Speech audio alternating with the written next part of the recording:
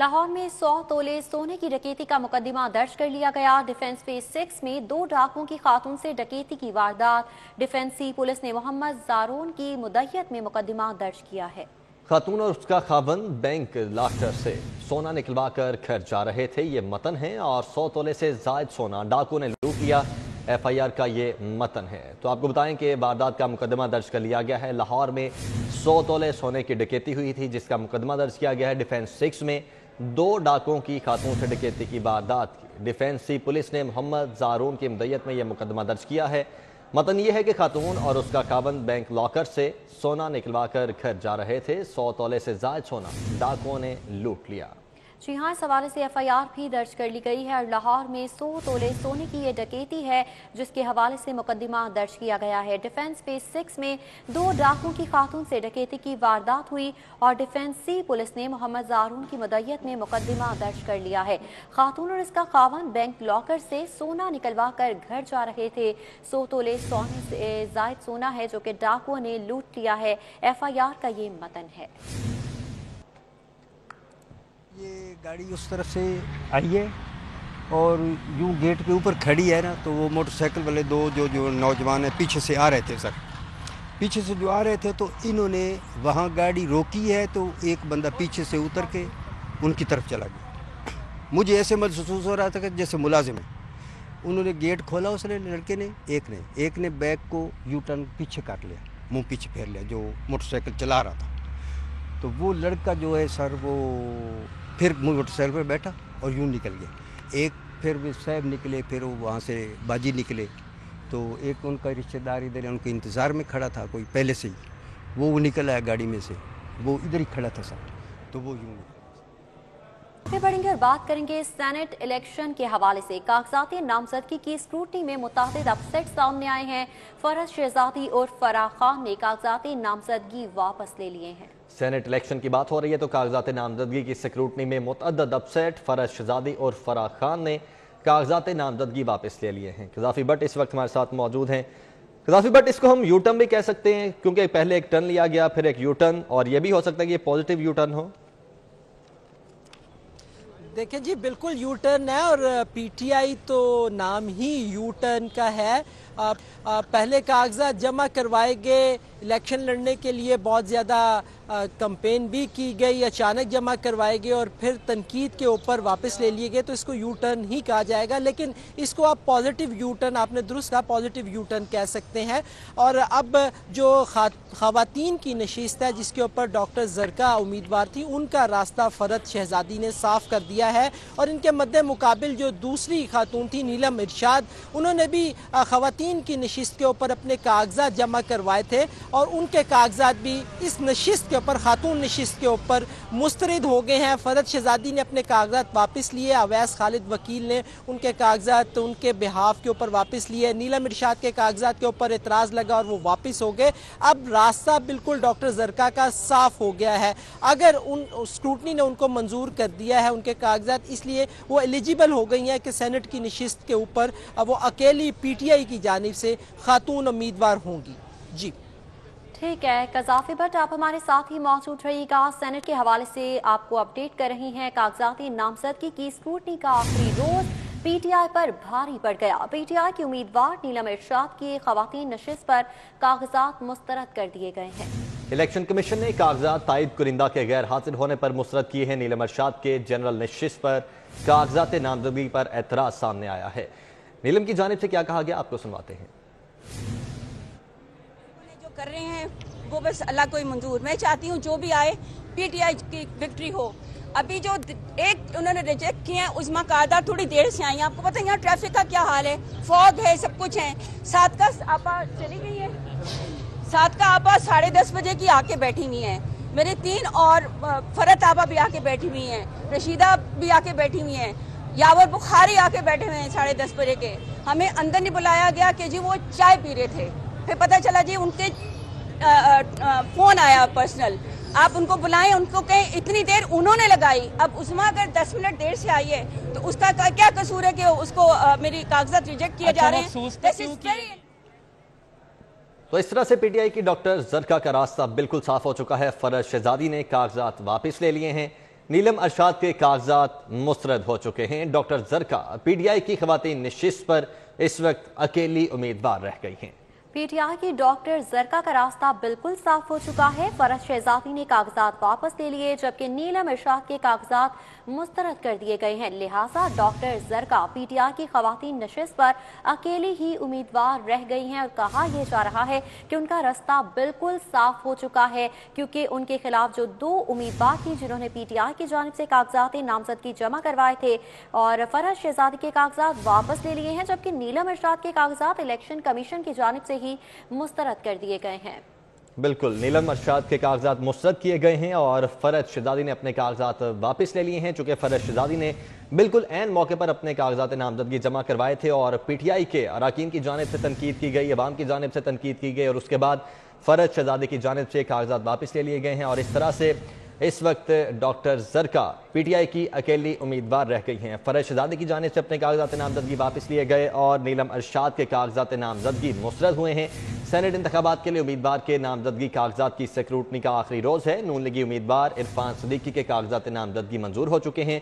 रहनुमा पीटीआई एजाज चौधरी के कागजात नामजदगी भी मंजूर हो चुके हैं। नून लीगी सेनेटर परवेज रशीद भी इलेक्शन कमीशन पहुंच गए हैं। जी हाँ, सेनेट इंतखाबात के लिए उम्मीदवारान के नामजदगी कागजात की स्क्रूटनी का जो आखिरी रोज है और नून लीगी उम्मीदवार इरफान सिद्दीकी के कागजात मंजूर कर लिए गए हैं। साथ ही साथ बताया जा रहा है कि रहनुमा पीटीआई एजाज चौधरी के कागजात नामजदगी भी मंजूर हो चुके हैं और नून लीगी सेनेटर परवेज रशीद भी इलेक्शन कमीशन पहुंच गए हैं।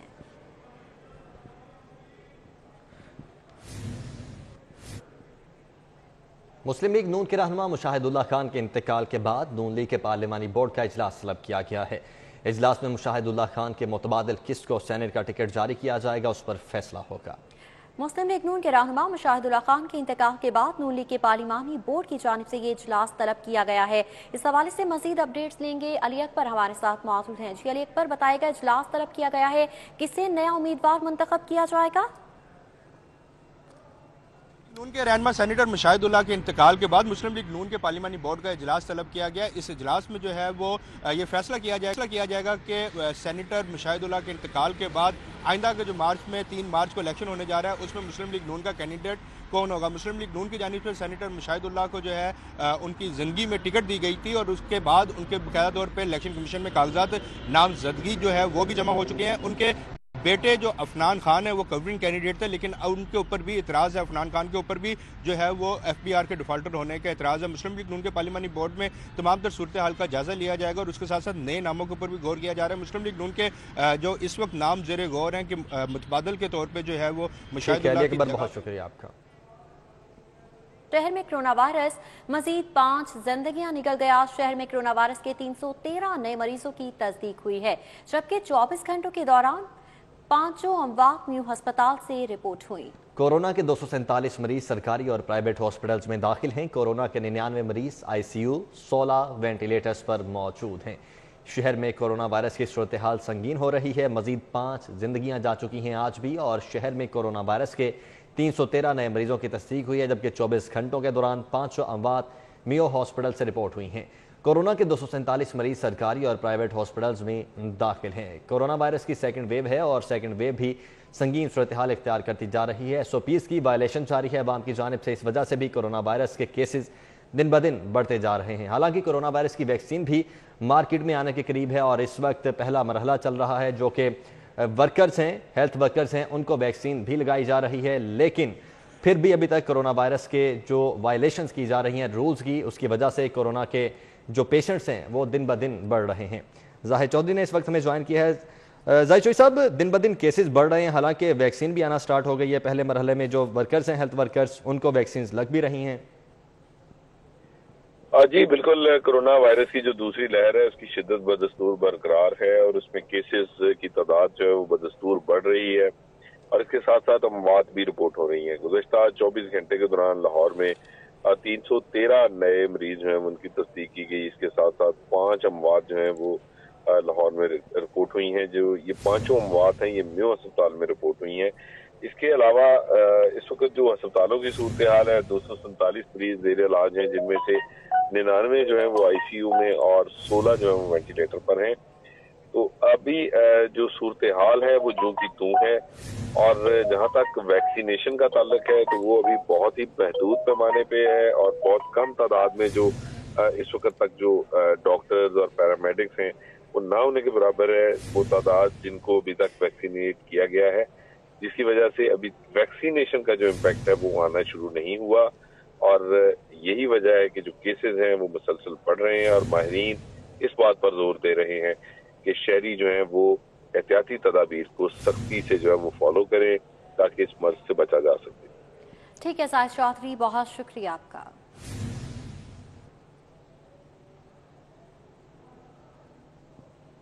सरकारी और निजी स्कूल्स में कोरोना टेस्ट के तीसरे मरहले का आगाज कर दिया गया है। टाइफाइड मुहिम के बायस 1 फरवरी से स्कूल्स में कोरोना टेस्टिंग रोक दी गई थी। अभी तक पंजाब भर के स्कूल्स में 200, लाहौर के 16 तलबा और असातिज़ा में कोरोना की रिपोर्ट्स मुस्बत आ चुकी हैं। सरकारी और निजी स्कूलों में कोरोना टेस्ट के तीसरे मरहले का आगाज कर दिया गया है और टाइफाइड मुहिम के बाद 1 फरवरी से स्कूल्स में कोरोना टेस्टिंग रोक दी गई थी।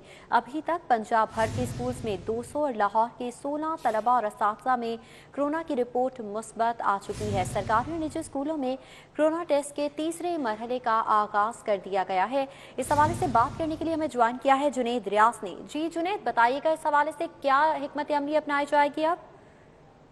समेत सुबह भर के सरकारी व निजी स्कूलों में कोरोना टेस्टिंग के तीसरे मरहले का आगाज कर दिया गया है और टाइफाइड मुहिम के बाहिर कोरोना टेस्टिंग जो है वो स्कूलों में रोक दी गई थी और टाइफाइड मुहिम जो है वो 1 फरवरी से उसका बाकायदा तौर पर आगाज़ हुआ था और फिर 2 दिन की तोसी भी जो है इस मुहिम में दी गई थी और उसके बाद आज से सरकारी व निजी स्कूलों में कोरोना टेस्टिंग का अमल जो है वो शुरू कर दिया गया। इससे कबल लाहौर और पंजाब के सरकारी स्कूलों में 200 कोरोना टेस्ट जो है वो मुस्बत आए थे, जिनमें असातिज़ा व तलबा शामिल थे और ये रैंडम टेस्टिंग जो है वो शुरू की गई थी और अब तीसरा मरहला शुरू कर दिया गया और अब फिर एक बार दोबारा से जो है वो रैंडम टेस्टिंग जो है वो की जा रही है और मॉडल टाउन स्कूल में तकरीबन 100 बच्चों के जो है आज कोरोना टेस्ट लिए गए और लाहौर की अगर बात की जाए तो दूसरे मरहले तक लाहौर में 16 टेस्ट जो हैं वो पॉजिटिव आए थे, जिनमें से 3 सरकारी स्कूलों को 2 से ज़ायद केस मुस्बत आने पर जो है वो 7 रोज़ के लिए बंद कर दिया गया था और अब दोबारा से इस मुहिम का आगाज़ कर दिया गया और महकमा सेहत का कहना है कि सरकारी व निजी स्कूल असातिज़ा और इंतज़ामिया है वो महकमा सेहत की टीमों के साथ। ठीक है जुनेद, बहुत शुक्रिया आपका। वज़ीर आला से नून लीग के रुकने सूबाई असम्बली फैसल खान नयासी ने मुलाकात की। नून लीग के रुकने पंजाब असम्बली अजहर अब्बास चांडियों के बेटे नईम चांडिया भी इस मौके पर मौजूद रहे। नून लीग के MPA फैसल न्यासी का वज़ीर आला उस्मान बुज़दार पर इज़हार इत्मीनान। नून लीग के रुकने पंजाब असम्बली अजहर अब्बास चांडिया के बेटे नईम चांडिया भी इस मौके पर मौजूद थे। वज़ीर आला से नून लीग के रुकने सूबाई असम्बली फैसल खान न्याजी की मुलाकात हुई। नून लीग के रुकने पंजाब असम्बली अजहर अब्बास चांडिया के बेटे नईम चांडिया भी मौजूद थे। नून लीग के MPA फैसल न्याजी का वज़ीर आला उस्मान बुज़दार पर इजहार एतमाद का इजहार किया गया है। वज़ीर आला पंजाब सरदार उस्मान बुज़दार से नून लीग के रुकने सूबाई असम्बली फैसल खान न्यासी ने मुलाकात की।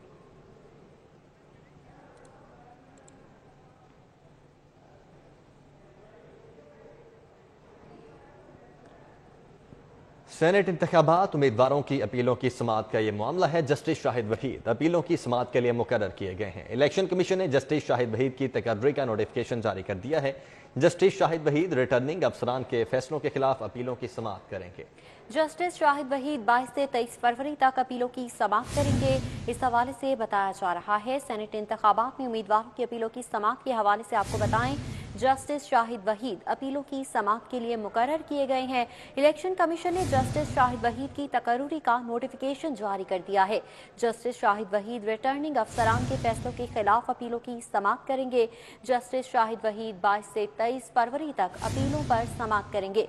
Justice Shahid Waheed court number 6 में सेनेट अपीलों की समाअत करेंगे। सेनेट इंतखाबात उम्मीदवारों की अपीलों की समाअत का ये मामला है।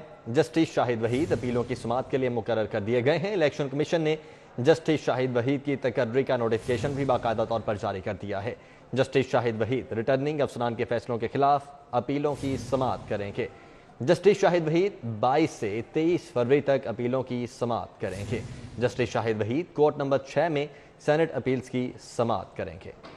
सेनेट इंतखाबात में उम्मीदवारों की अपीलों की समाअत के हवाले से आपको बता रहे हैं कि जस्टिस शाहिद वहीद अपीलों की समाअत के लिए मुकर्रर किए गए हैं और इलेक्शन कमीशन ने जस्टिस शाहिद वहीद की तकर्रुरी का नोटिफिकेशन जारी किया है। जस्टिस शाहिद वहीद रिटर्निंग अफसरान के फैसलों के खिलाफ अपीलों की समाअत करेंगे। जस्टिस शाहिद वहीद 22 से 23 फरवरी तक अपीलों की समाअत करेंगे, जबकि justice Shahid Waheed court number 6 में सेनेट अपीलों की समाअत करेंगे। इस हवाले से बाकायदा तकर्रुरी का नोटिफिकेशन भी जारी किया जा चुका है। साबिक वज़ीर-ए-आज़म चौधरी शुजात से साबिक वज़ीर-ए-आज़म आज़ाद कश्मीर सुल्तान महमूद ने मुलाकात की। बैरिस्टर सुल्तान महमूद चौधरी ने चौधरी शुजात हुसैन की खैरियत दरियाफ्त की। मौजूदा मुल्की सियासी सूरत हाल समेत कश्मीर के हवाले से तबादला ख्याल किया। मुलाकात में सेनेटर कामिल अली आगा, चौधरी सबाहत इलाही और राना खालिद भी मौजूद थे। तो आपको बताएं कि साबिक वज़ीर-ए-आज़म चौधरी शुजात हुसैन से साबिक वज़ीर-ए-आज़म आज़ाद कश्मीर सुल्तान महमूद की मुलाकात हुई।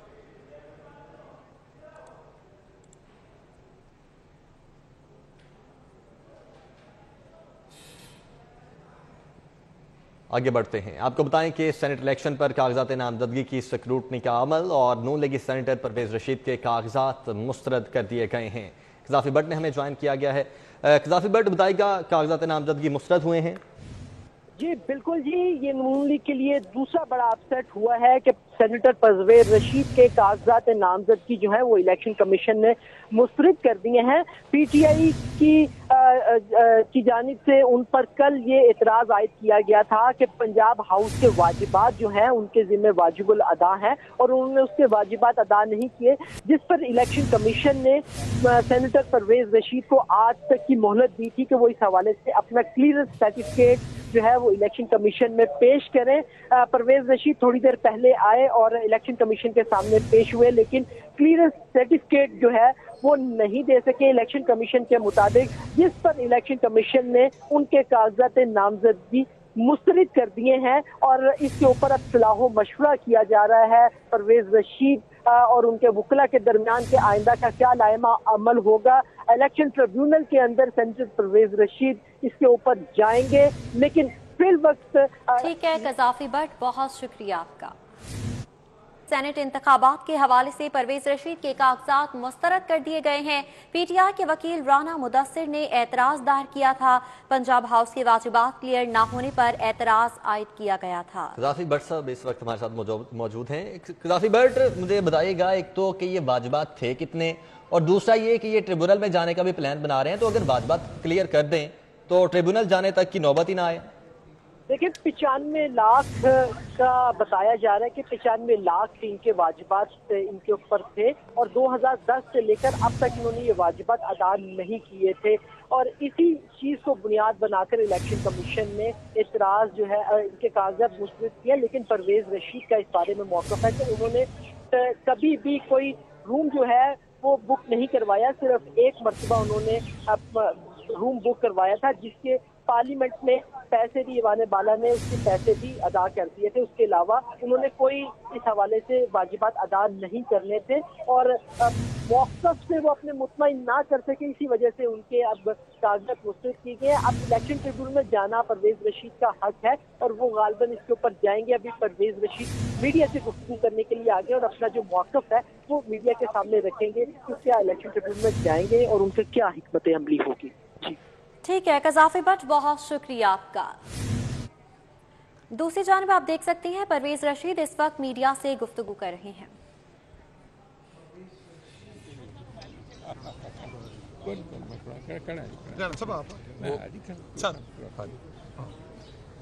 आप तमाम हजरात का शुक्रिया कि आपके ज़रिए परवेज रशीद मीडिया से गुफ्तगू कर रहे थे। इसके साथ ही न्यूज़ स्टूडियो से फिल वक्त इतना है।